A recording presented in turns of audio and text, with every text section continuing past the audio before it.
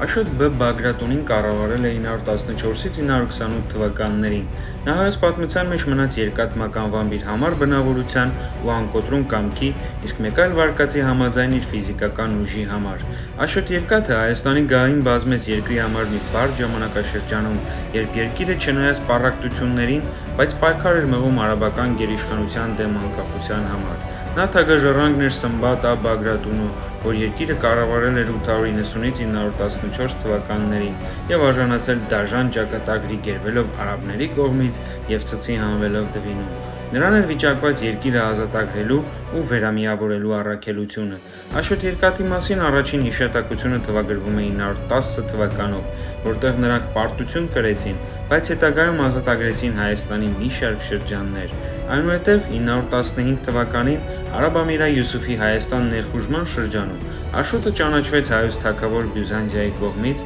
ով նաև ուղարկեց օգնական զորք։ Հետագա տարիներին արքան համառ պայքար մղեց օտար ուժերի և երկիրը պառակտող կենտրոնախույս իշխանների դեմ։ Սրա հանգուցալուծումը եղավ Սևանի ճակատամարտը 922 թվականին, որտեղ հայերը փոքրաթիվ ուժերով փայլուն հաղթանակ տարան Բեշիր Զորավարի զորքերի նկատմամբ և որը հայոց պատմության մեջ մտավ որպես միակ ծովամարտը այն պայմաններում, որ հայոց թագավորությունն անգամ նավատորմ չուներ։ Եվ միայն սրանից հետո արաբական խալիֆայությունը ճանաչեց Հայաստանի անկախությունը, իսկ Աշոտ Երկաթին շնորհվեց հայոց Շահնշահ տիտղոսը։